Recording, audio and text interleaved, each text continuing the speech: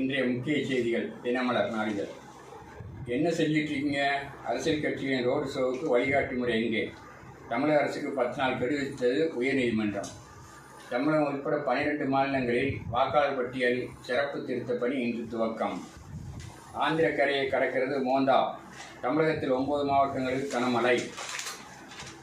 பாஜக நிர்வாகி செந்தில்குமரனை கொன்றது குறித்து கைதான நபர் NIA அதிகாரியிடம் வாக்குமூலம். வெற்றிக்கும் ஒழுக்கத்திற்கும் இடையே சமநிலை அவசியம். முதல்வர் ஸ்டாலின். SRM ஹோட்டல் வழக்கு மேல்முறையீட்டு மனு தள்ளுபடி. அரிசியா கோதுமையா என்ன சாப்பிடுகிறீர்கள்? மக்கள் தொகை கணக்கெடுப்பில் 34 கேள்விகள்.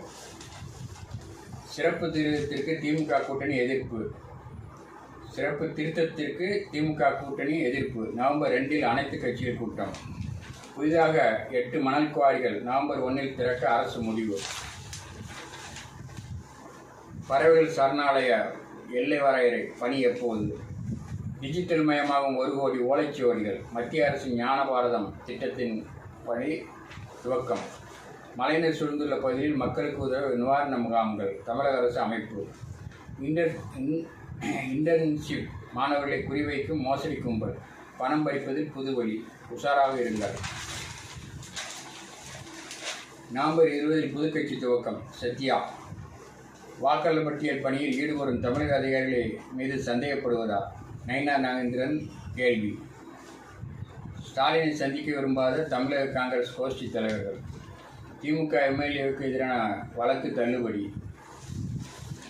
பிரதமர் மோடியை கொல்ல நடந்த சதி. ரஷ்யாவுடன் முறியடித்த இந்தியா. பகை கிளப்பிய RSS வார இதழ். மது ஆலை நடத்துவோர் குறித்து கணக்கெடுக்க முடியாது. அமைச்சர் முத்துசாமி. இனி ராமதாசுடன் சமாதானம் இல்லை. அன்புமணி. தமிழகத்தில் நதிகளை சீரமைக்க வேண்டும். ராமதாஸ். மூடும் நிலையில் காமராஜர் பல்கலைக்கழகம். சீமான். மதுரை மேயரை தேர்வு செய்ய முடியாத திமுக. செல்லூர் ராஜு. லாரிகளில் முளைத்த நெல் திமுக அரசின் சாதனை. மத்திய குழு வருகையால் நெல் கொள்முதல் நிறுத்தம். கலெக்டரிடம் விவசாயிகள் முறையீடு. இதெல்லாம் மாநில பிரச்சனை. இதை மத்திய அரசர்கள் மீது புகார் சொல்லாதீர்கள். அதிகாரி தகவல். தொழில் வரிக்கு கவனிப்பு பெற்ற விவகாரம். கலெக்டரிடம் முறையீடு. ஒட்டுறுப்பு அறுவை சிகிச்சை நிபுணர் மாதங்கி காலமானார். ஊட்டி பூண்டு விலை சரிவு. கிலோ ₹80க்கு விற்பனை. திருநெல்வேலி மாநகராட்சிக்கு ₹1.26 கோடி அபராதம் விதிப்பு. நிச்சயிக்கப்பட்ட பெண்ணுக்கு டாட்டா. காதலியை புரிந்தவர்